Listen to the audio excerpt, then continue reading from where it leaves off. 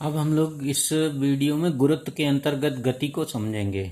तो यहाँ पर गुरुत्व के अंतर्गत गति का मतलब देखिए, पृथ्वी वस्तुओं पर अपने केंद्र की ओर एक बल लगाती है जिसको कहते हैं गुरुत्व।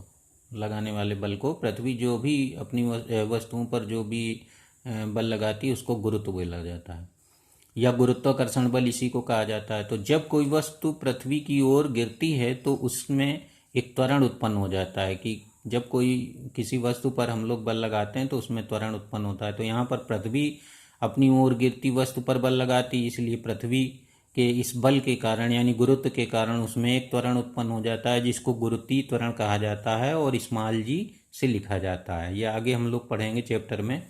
तो गुरुत्वीय त्वरण ये जो स्मॉल जी है ये सारी वस्तुओं पर पृथ्वी की ओर गिरती हुई किसी भी हल्की या भारी सभी वस्तुओं पर समान उत्पन्न होता है, एक समान। यानी सारी वस्तुएं जो पृथ्वी की ओर गिरती हैं, चाहे वो हल्की हों चाहे भारी हों, उनमें एक समान गुरुत्वीय त्वरण जी उत्पन्न हो जाता है, जिसका जो प्रमाणिक मान है वो 9.8 मीटर पर सेकंड स्क्वायर हम लोग पढ़े हैं। तो ये याद रखना है। और जो उसकी गति होती है वो अपत्वरण और यहाँ पर लगने वाले बल की दिशा एक ही रहती है, इसलिए ऋजुरेखी गति होती है।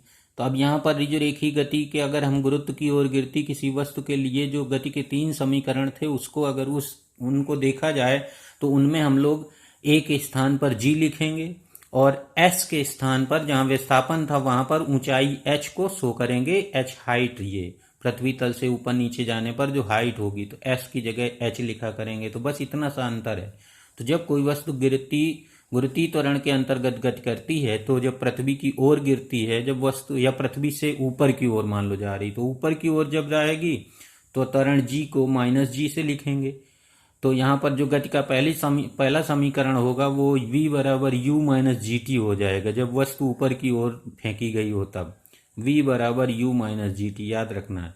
और h बराबर हो जाएगा यू टी माइनस माइनस लग जाएगा हाफ ए, जहाँ लिखा था वहाँ जी लिख देंगे, टी स्क्वायर बन जाएगा। और थर्ड समीकरण हो जाएगा वी स्क्वायर बराबर यू स्क्वायर माइनस 2gh। तो यहाँ पर जब ऊपर की ओर गति होती है गुरुत्व के अंतर्गत तो एस की जगह एच और ए की जगह माइनस जी लग के तीनों समीकरणों में चेंज कर देते हैं, तो ये गुरुत्व के अंतर्गत गति के समीकरण मिल जाते हैं। अब अगर नीचे की ओर गति आ रही है तो एस की जगह तो एच लिखना ही, ए की जगह जी लिख लेना है। तो गति के समीकरण वहां पर ए जहां था जी लिख देना है, तो वी बराबर यू प्लस जी टी हो जाएगा, एच बराबर U T plus half G T square हो जाएगा, और वी स्क्वायर बराबर यू स्क्वायर यहाँ पर देखिए रह गया है, यहाँ पर यू स्क्वायर होना चाहिए। तो यहाँ पर हम लोग यू स्क्वायर यहाँ भूल गए हैं, तो यहाँ पर हम लोग यू स्क्वायर लिख लेंगे ऐसे। तो वी स्क्वायर बराबर यू स्क्वायर प्लस 2gh आ जाएगा। अब मुक्त पतन को समझिए। मुक्त पतन का मतलब होता है किसी ऊंचाई से किसी वस्तु को स्वतंत्रता पूर्वक छोड़ दिया जाए तो उसको मुक्त पतन कहा जाता है। तो पृथ्वी की ओर जब मुक्त पतन से गिरती तो उसका प्रारंभिक वेग यू जीरो माना जाता है। तो जब किसी वस्तु को किसी ऊंचाई से स्वतंत्रता पूर्वक छोड़ देते हैं तो u बराबर जीरो होता है। तो सारे गति के समीकरणों में u की जगह जीरो हो जाए मुक्त पतन के लिए, तो इनका रूप हो जाएगा v बराबर जी टी, क्योंकि u की जगह जीरो हो गया। इसी तरह से दूसरा समीकरण h बराबर हाफ जी टी स्क्वायर हो जाएगा। तीसरा समीकरण v स्क्वायर बराबर 2gh हो जाएगा। अब यदि ऋजुरेखी गति के दौरान वस्तु मूल बिंदु से न चलकर किसी अन्य बिंदु से चलना प्रारंभ करे, मतलब जैसे हम लोग पीछे पढ़े हैं जो गति के समीकरण उसमें से देखते हैं, तो मूल बिंदु से अब वस्तु नहीं चल रही, कुछ आगे से चल रही है, एस नाट से चल रही है।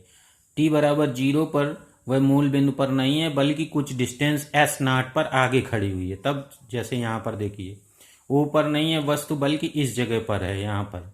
तो अब यहाँ से अगर हम टी सेकंड बाद वो यहाँ पर आ जाए तो ये पूरी डिस्टेंस एस कही जाएगी। तो हम और चली केवल कितनी, पहले तो यहाँ से हम लोग डिस्टेंस मेजर कर रहे हैं लेकिन चली तो यहाँ से है वो, तो यस ऑलरेडी थी। तो डिस्टेंस जो ये वाली जो टी सेकंड में यहाँ से यहाँ तक आएगी तो वो डिस्टेंस हो जाएगी एस माइनस एस नाट। तो एस माइनस एस नाट लिखकर फिर U T plus half A T square, बाकी समीकरण वही यूज करते हैं। एस नाट को इधर भगा देते हैं तो प्लस हो जाता है। तो जब कोई वस्तु टी बराबर जीरो पर मूल बिंदु से चलना न प्रारंभ करे, कुछ विस्थापन उसका पहले से दिया गया हो, तो टोटल जो विस्थापन होता है वो पहले वाला जोड़ देते हैं, और U T plus half A T square तो हम लोग पढ़े ही हैं, तो ये याद रखना है आपको। और यहाँ पर तो ये हम लोगों ने गुरुत्व के अंतर्गत गति के बारे में पढ़ा है। तो ये पूरा ढंग से समझ लीजिए, बिल्कुल सिंपल सा है।